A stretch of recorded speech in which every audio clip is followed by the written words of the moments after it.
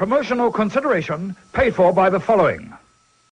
Hey everyone, Brian Zane here, and for this week's video, I'm proud to be working with Dollar Shave Club. Now, a lot of people have told me over the years how I look a lot younger than I really am. Well, I chalk that up to two things: my cheerful disposition and my soft, clean-shaven face. So, to keep that youthful mystique alive, I depend on a good, close shave. For as long as I've been growing facial hair, I've always used electric shavers like this one. I can honestly count on one hand the number of times I've shaved my face with a razor.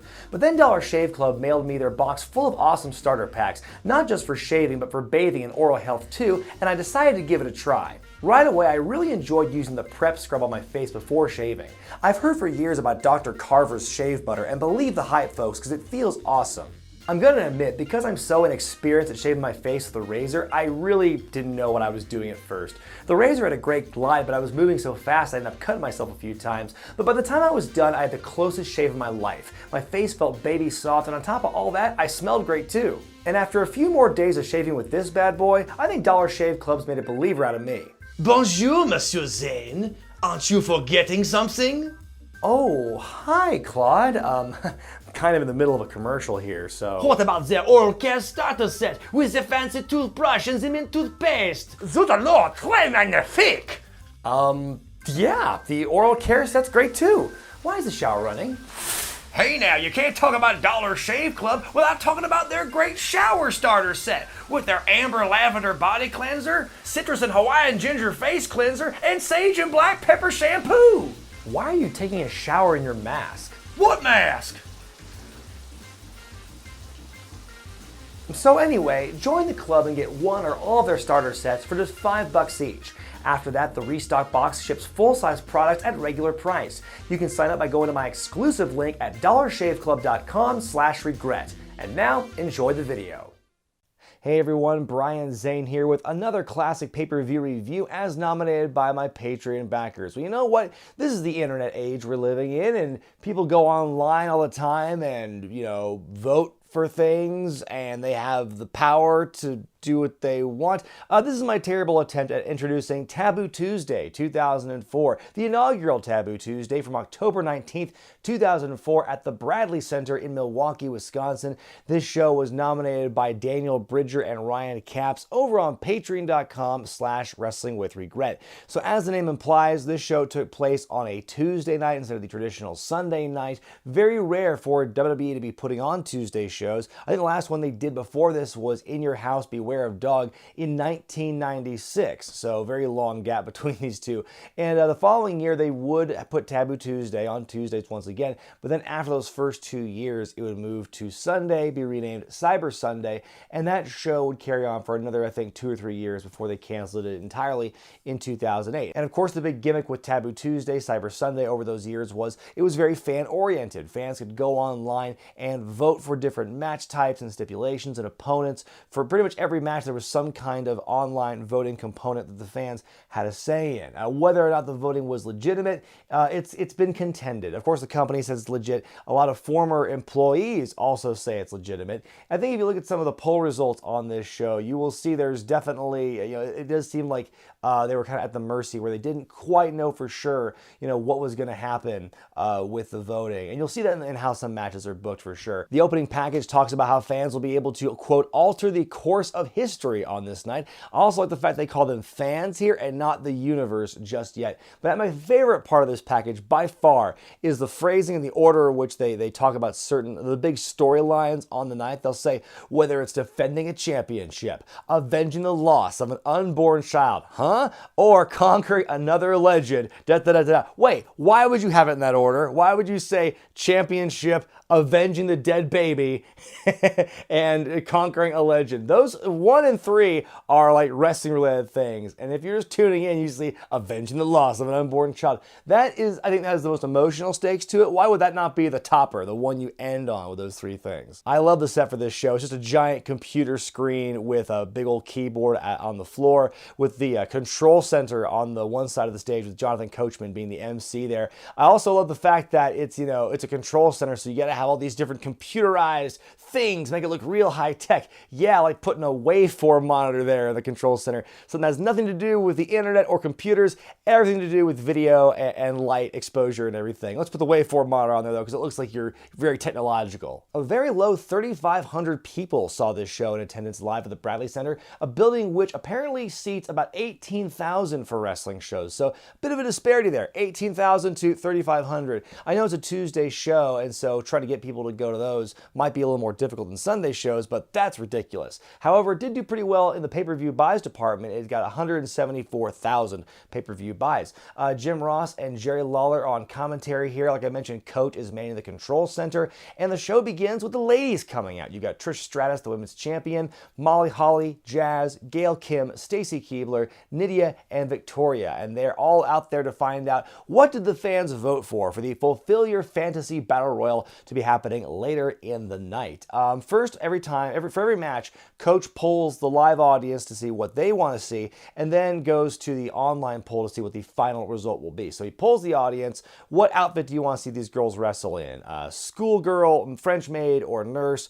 Schoolgirl is the biggest pop. Then you go to the full screen that shows you the graph and shows you the poll results. First off, the grammar nerd in me has to point this out. It's not nurse is, French maid is, schoolgirl is. It's French maids, nurses, and schoolgirls. Even if you are one of the people that thinks that apostrophe S can work as a possessive, it doesn't work in this case because these are not possessive phrases. Anyway, schoolgirl is wins the online poll by a wide margin, agreeing with the live audience, which tells you a lot about wrestling fans and their fetishization of minors. After the poll numbers are revealed, the girls go to the back for later, and we go to our first match of the night for the Intercontinental Championship as Chris Jericho defends against an opponent to be determined. Jericho first came out with his cut hair only down to his shoulders, and I vividly remember seeing that. I was watching the pay-per-view with my friend in our college dorm room, and I saw that for the first time, and I just about freaked out. Like, what happened, Chris? What happened to your golden rock star flowing mane? That was all. I did not like this look at all. It was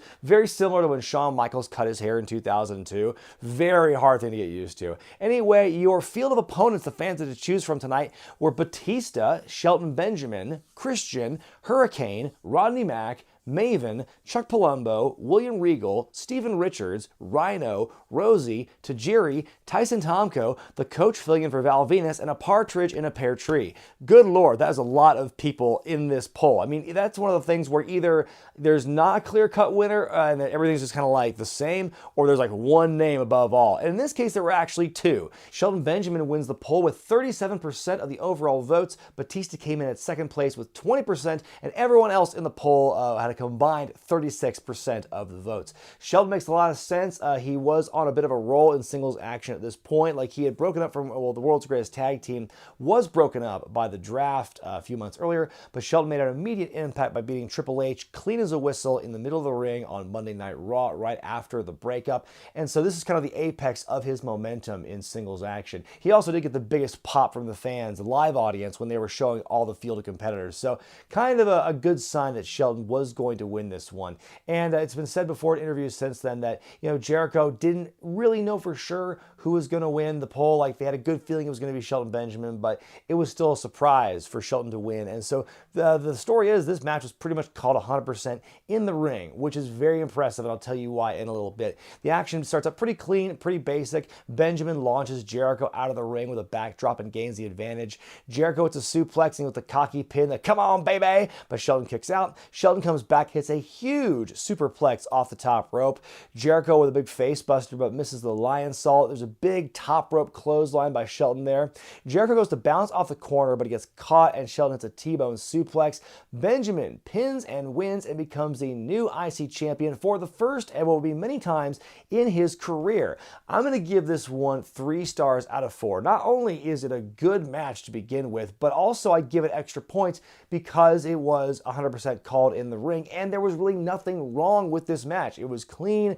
There were no real botches that I could discern. Everything looked crisp and great, and even being called in the ring 100%, still told a great story. And even though it was face versus face, those can be kind of difficult to come across, but the way they did it, really, I don't think it really sacrificed either their momentum or their status as faces. And also the fact that this new young up-and-comer with a lot of momentum won the belt, I think also makes the match that much more satisfying to watch. Backstage, Backstage, Edge, Chris Benoit, and Shawn Michaels all look very bored. Who will face Triple H for the World Championship? The poll numbers are about to come in, and they also say the two men who don't win the poll in this particular match will be put into a tag team to face the World Tag Team Champions, La Resistance, later in the night. Each man makes a case for the fans to vote for them. I'll always remember how Edge, around this time, as he was making his way toward heel turn, was always kind of very spitefully referring to this show. He would call it Taboo Tuesday. Like, I don't know if it's the Canadian accent, but the way he emphasizes those ooh vowels always has resonated with me and has stuck with me to this day. So Edge does his spiel. Benoit shows a little bit of humor, kind of making fun of Evolution and the Triple H, how they dominate Raw. HBK is humble. He has hurt his knee, confirms he is injured, but he should still win the poll anyway. So Shawn wins the online poll with 39% of the vote, barely beating out Edge by 6 points. Benoit does keep things competitive, though, at 28%. Edge is furious at this outcome and walks away. Now, fun fact, apparently in interviews after this, Edge has said that he was not supposed to win, but he was expected to win the online poll, and then apparently even go as far as to beat Triple H for the championship on this night. So very different outcome from what we got, or for what they expected here, and we'll see how that plays into the booking for the rest of the night. It's time for the Fulfill Your Fantasy Battle Royal for the Women's Championship, and just to remind you, the theme is Schoolgirl Is. Trish Stratus defends the title against Jazz, Nydia, Victoria, Molly Holly, Gail Kim, and Stacy Keibler, who probably gets the biggest pop out of anyone during the entrances. This is, of course, back in the day when the ladies had to just go through the middle ropes and then out, not over the top like they do today. And of course, you know, so many creepy Jerry Lawlerisms here, it's impossible to track them all. If you followed this segment at all, then you know I like to call Jerry out and some of the creepier things he says. Too many to call here. Just know it's very on brand for Jerry. The match begins. Nydia is the first to be eliminated after Jazz removes Nydia's top and shoves her out of the ring. Victoria ducks a Molly clothesline and goes right into a baseball slide to eliminate Jazz, which is pretty cool. Gail goes for a Hurricane Rana on Victoria, but she holds on and Gail goes out instead. Molly and Trish look to hit Stacy with a double suplex out of the ring, which would have been a very impressive bump had Stacy taken it. But Victoria saves her on the apron, and all I could think of was, why? Why would you bother doing that? It's every woman for herself, for the championship. What are you doing, Victoria? Anyway, Trish and Molly work together to slingshot Victoria out. We get a 2-on-1 beatdown on Stacy for a while. Stacy with a brief fight back period, but Molly dumps her out. But Molly takes too long, grandstanding and a hot dogging as Trish eliminates Molly to be the last one standing and winning and retaining the championship. I give this match 1.5 stars out of 4. I think as a women's battle royal for the time, this was not as bad as it could have been. It was a little botchy at first, but then things kind of slowed down and smoothed out over time. You had a lot of like legitimate female workers in there to make the match work and look good. You didn't have too many people in this match who were just kind of untrained or relatively untrained and kind of like fumbling their way around the match here. I think Stacy Keibler was the only one, really the odd woman out in terms of like who was the most credible workers there. So yeah, I think it was a okay match. Backstage, La Resistance, the World Tag Team Champions, are just irate. They have to face Edge and Chris Benoit for the championships later on. I'm not sure how they could be so shocked about it because they knew they were going to be facing somebody for the tag titles that night, and they had a 1-in-3 shot of it being that combination. So I don't know why they're going to be wrestling under protest tonight. Up next, the weapons match as Kane takes on Gene Snitsky before he would just be known as regular old Snitsky.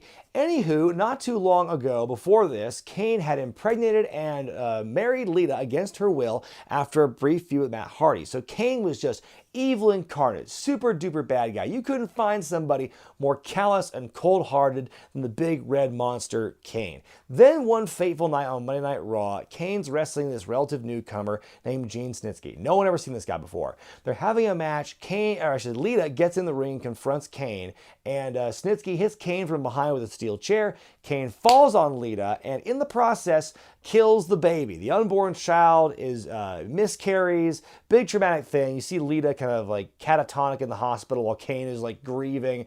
It's this really, really gut-wrenching moment. And now all of a sudden, Kane's a babyface, which makes no sense because he did all these terrible, heinous things.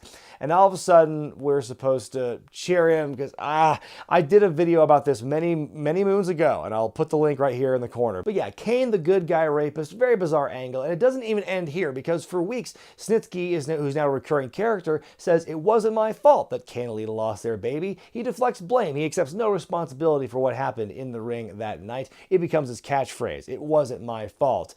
And he even has like the baby doll in the stroller and stuff. He's really rubbing it in. And Kane and Lita both say that Snitsky's a dead man, but Snitsky will say, the only dead thing around here is your dead baby. Like, God, I cannot believe, to this day, I cannot believe they really went there with this storyline. And the night before, Snitsky tells Lita, Kane's going to lose the match, just like you lost your baby. Also, I take back what I said about Edge. I think Snitsky has the much better pronunciation of Taboo Tuesday. Now I hear Bischoff has made our match a choose your weapons match for Taboo Tuesday. Fans got to choose which weapon would be legal in this match. It's pretty convenient they only showed 3 in the bill for this thing. You have a steel chair, a lead pipe, or a chain. Chain wins with 41% of the votes. As Kane's making his way out to the ring, Lita shows up to support her husband. Didn't take long for her to drop the baby weight, did it? Kane with an early start on Snitsky after an initial tug of war. They teased a lot of chain shots for a while before Kane finally clotheslines Snitsky with it and works him over.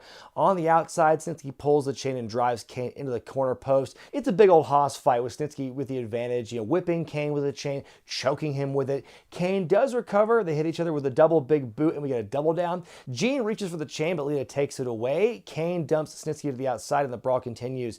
Gene grabs a chair and hits Kane in the neck repeatedly with it, and they emphasize the fact the chair was not voted to be legal, which doesn't seem to make any difference because the referee's letting this all go. So it's a weapons match in terms of like, here's the theme of this, but apparently the other weapons are totally gravy, because sure enough, the finish involves Snitsky using the chair on Kane. He puts it around his neck, Pillmanizes him by jumping onto it from the second rope, and Kane's bleeding internally and everything, all the blood spitting out and everything. And the referee seems like he's about to throw the match out entirely, but Gene does pin him to win the match. What a heel. I give this one 2 stars out of 4. I think it was a good middle-of-the-road hoss fight. And I think when you've got a weapon as unruly as a chain, where it's so wild and fluid and hard to control, that makes it a little more difficult, or it can. But I think these two did the best with what they could. And again, I think the voting, I believe it's legitimate, because when you've got this thing where it's like, here's a chain that wins the poll, but we're going to incorporate the steel chair anyway into the finish because that's what we booked.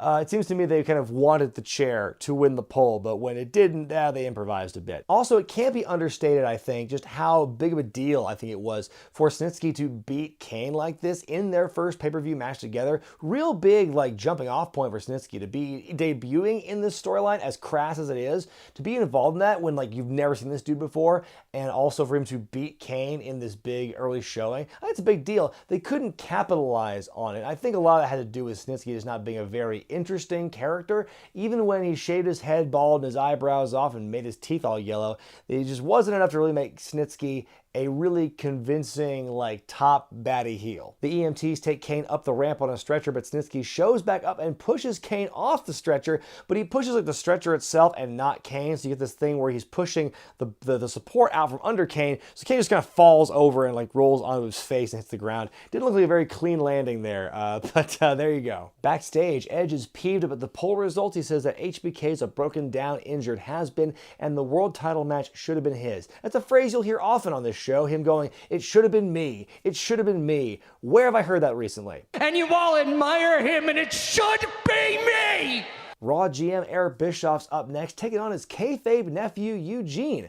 Of course, Eugene, aka Nick Dinsmore, debuted for Raw earlier in the year as the special needs savant-like nephew of Eric Bischoff. I talk about it more in depth in my Eugene video, which I will also put here in the upper right-hand corner of the screen.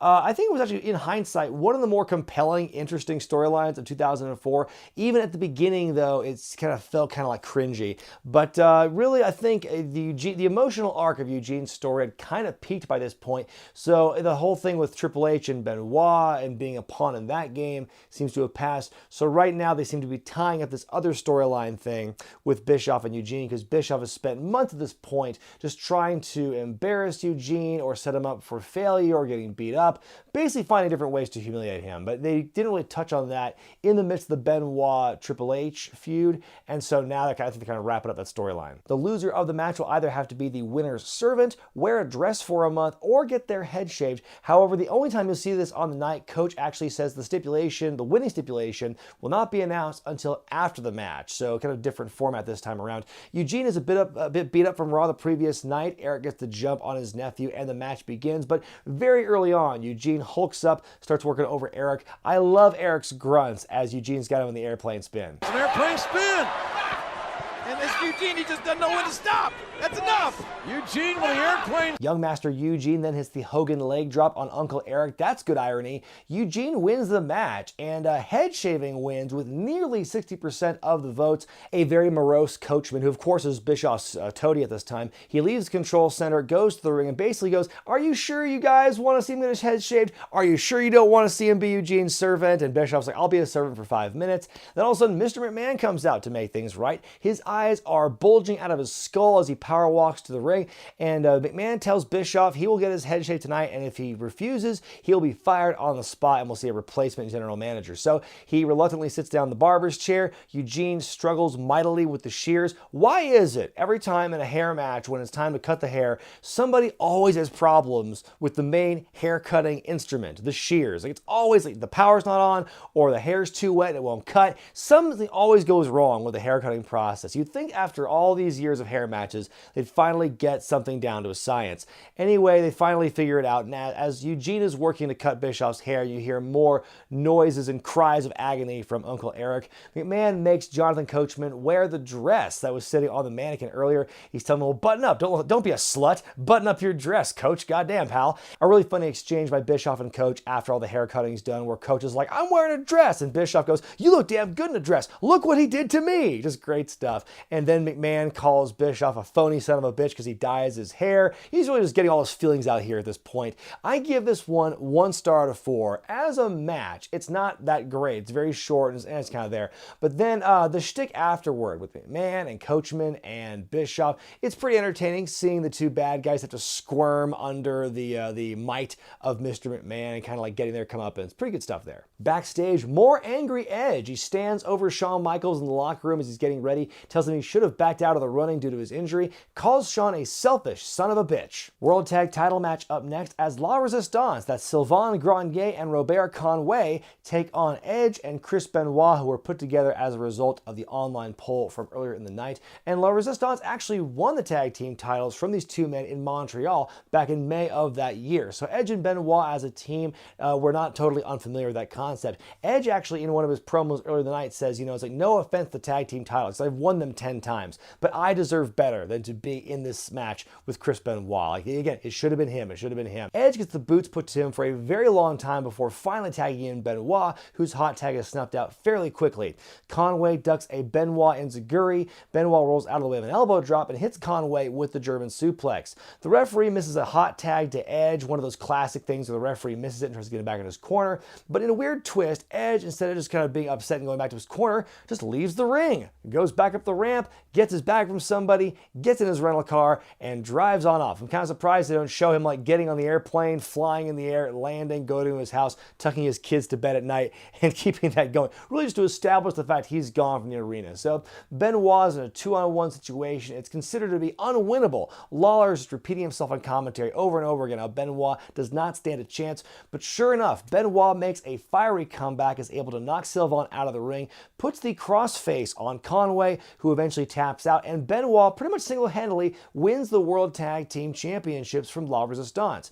I give this match 3 stars out of 4. I think it's a really strong match. Not just the tag team work by Sylvain and Robert, but also the story they're telling with Edge and Benoit, the entire match. Not just the tension that's there from the beginning and the fact that Edge is distracted and Benoit's got to tell him to get back into the game and get out of his head and all that stuff. And then finally the big blow-off when Edge abandons his partner and then Benoit is forced to win the belts on his own. It's a really satisfying arc, a very short story told here in this match in and of itself. And of course, this partnership with Edge and Benoit would not last very long at this point. Of course, like I said, Edge was still like, he's still turning heel at this point. It's not, apparently it's not official yet, which blows my mind based on the booking of this show. But he, 2 weeks later, the two teams have a rematch for the titles.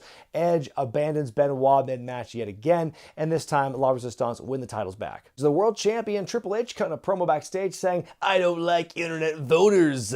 He also says how he doesn't believe Shawn is really injured and says he's not going to be lulled into a false sense of security for Shawn's apparent injury. Back to the announcers we go, and Lawler is firmly in the camp of Triple H and agreeing with him, saying that Shawn is clearly faking his injury. And JR says, well, shut up for a second. Let's see how this all began. And they'll show highlights from the night before on Monday Night Raw when Shawn tweaked his knee, setting up this injury angle here. Up next, Christy Hemme takes on Carmella. But no, this is not the Carmella you see today running around with R-Truth over the 24/7 championship. This is Carmella de Cesars, however you say her last name. Anyway, these two were the two finalists in the inaugural $250,000 Divas search. I've talked about that at length. You can see the video up here in the corner. I've talked a lot about 2004 on this channel, you might say. Anyway, Christy won and Carmella was the runner-up, and the big death knell for Carmella was Trish Stratus coming out to the ring when they announced the winner, saying Carmella had no charisma. And she was right, because Carmella was terrible. Christy Hemme was unpolished, but at least she had energy and wanted to be there and acted like she would want to be part of the show.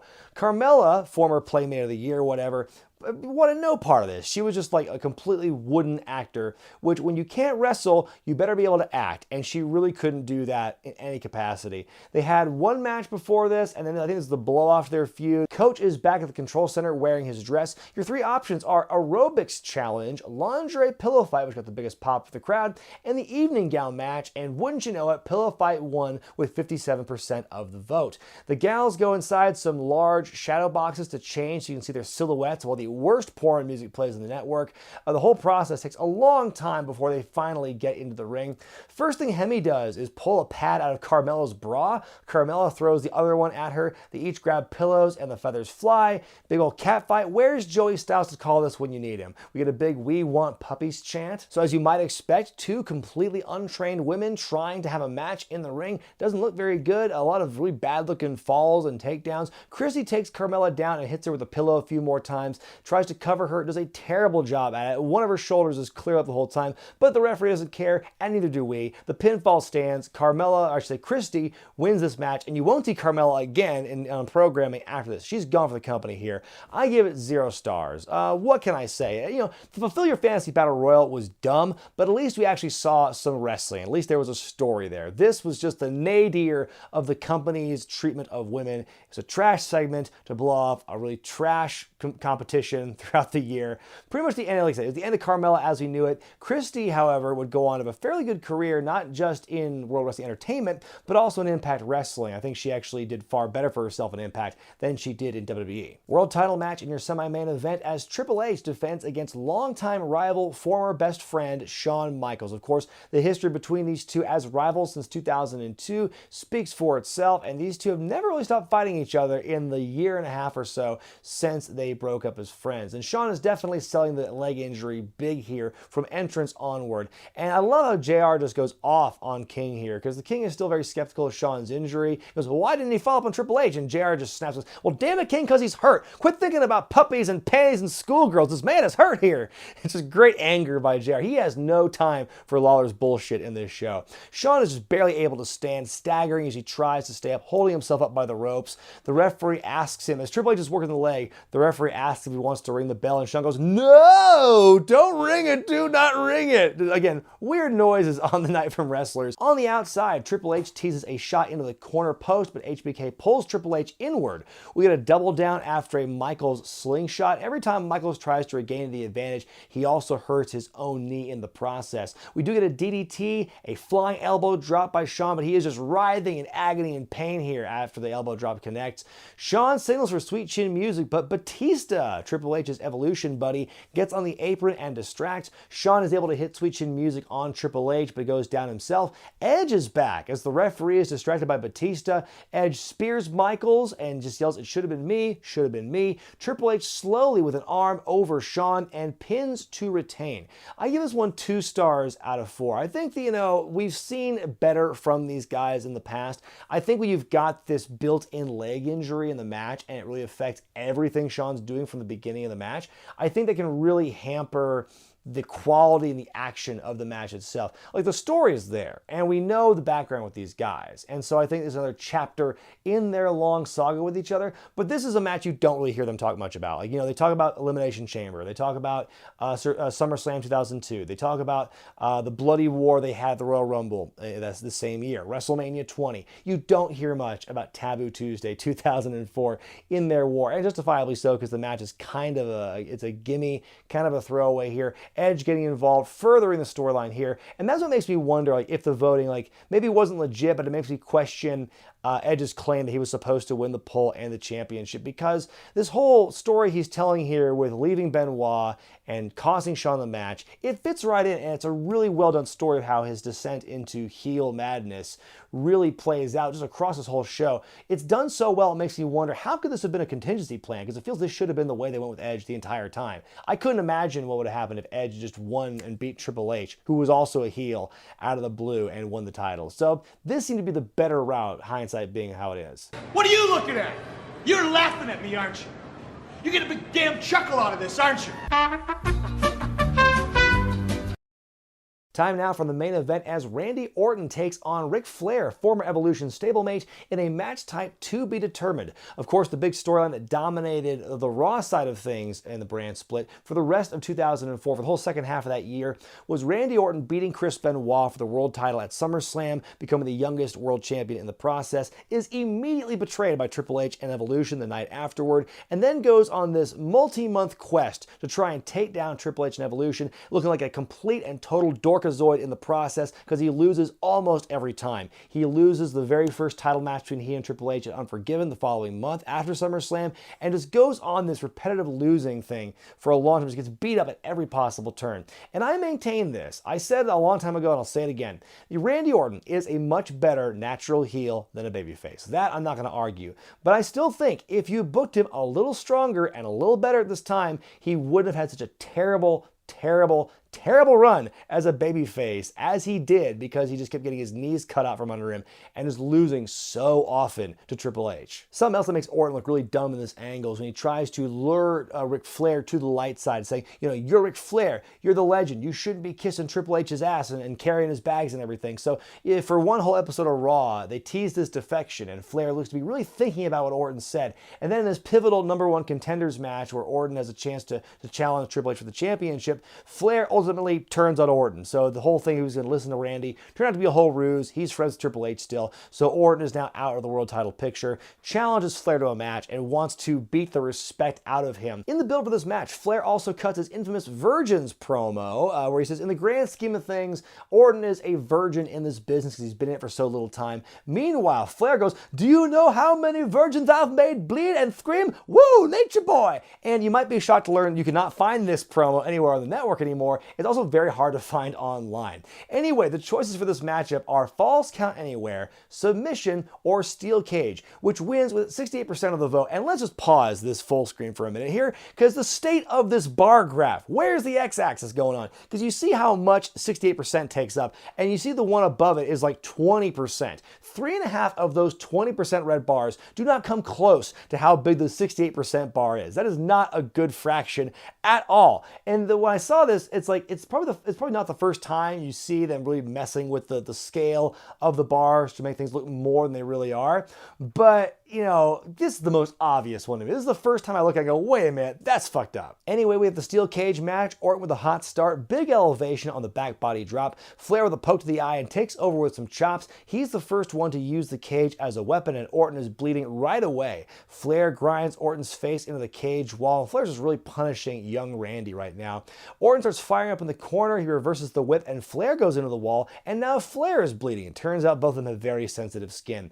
Flair tries to climb the cage wall, but Orton catches him, pantses him, so you see his untanned ass, and the crowd goes wild for this. And this is the literal definition of showing ass, as a heel, showing humility. It's a classic move. I've seen evidence of this as far back as the 70s, where you'll see a heel climbing the cage or doing something, and then the babyface pulls his trunks down and shows his butt, and the fans go gaga over it. And yeah, it works. It's old school, but it works. So then Flair's crotch on the top rope. His ass is still hanging out of his trunks here. Orton's on top now, repeatedly punching Flair in the head, grinds Flair's face into the cage wall. Now, Flair takes a beal off the top rope. Orton with a big crossbody off the top. Probably one of the last times you'll ever see him hit that move in his young career. We get a 2 count. Flair goes to the cage door. It's the first time someone's tried the door in this match. Orton brings him back in, but Flair produces the brass knuckles, hits Orton with them. Orton somehow kicks out of the pinfall. Another attempt to go out the door. Flair is dragged back into the ring once again, but he grabs a chair on his way in this time. Flair with a swing and a miss. Orton hits the RKO and wins. Flair reluctantly shakes Orton's hand. They raise arms together in mutual respect.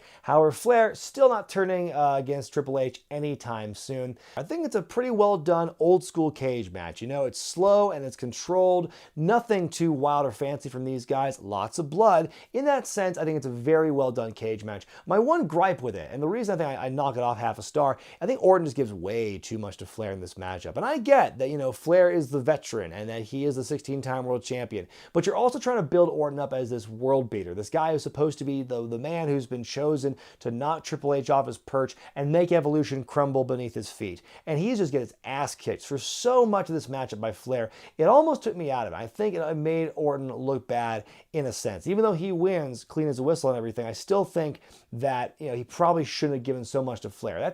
That's my biggest issue, but not a deal breaker ultimately. Of course, the Triple H and Evolution show would not end anytime soon. In fact, in the next month of Survivor Series, you would see Evolution. That's Triple H, Flair, and Batista, and their new buddy Edge, who's not an official member by any means, taking on the team of Chris Benoit, Randy Orton, Chris Jericho, and Maven, the former Tough Enough winner. The good guys would win the 4-on-4 elimination matchup, and the stipulation was whoever won that match, that team would get to control Raw for an entire month, and replacing Eric Bischoff, who was on hiatus after losing to Eugene at Taboo Tuesday. And so that resulted in like 4 straight weeks of the guys from the babyface team trying to take the title from Triple H, and all failing at it. But none failed quite as hard or as embarrassingly as Maven, who is the least proven out of all of his teammates, Benoit, Jericho, and Shawn Michaels. And he puts himself in this match with Triple H for the championship. Everyone cheats on his behalf, and Maven still cannot win the match. That was the death knell for him as far as I was concerned. My final grade for Taboo Tuesday 2004 is a C+.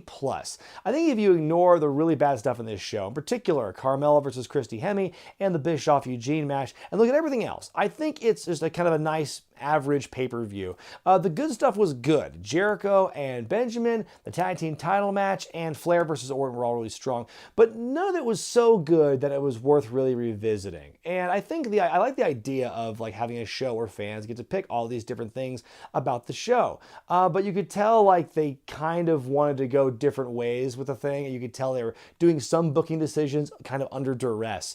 And you know, I think they tried to correct that in years after this with like Taboo Tuesday and the other Cyber Sundays, by basically making the options so weighted toward what they were booking towards, you couldn't help but vote for the thing they were booking toward. It was making it really obvious to fit what they were setting up by the later years of this concept. Well, I hope you enjoyed my review of Taboo Tuesday 04. If you want to play a role in determining which shows I review, be they good, bad, or somewhere in between, go to patreon.com/wrestlingwithregret, become a $10 backer or above, and you'll have the chance to nominate classic shows for me to review in the future. Next time we're going back to the salad days of WCW in the year 2000. We're looking at Slamboree. Oh yeah, should be a good one. I'm Brian Zane, and I'll see you next time.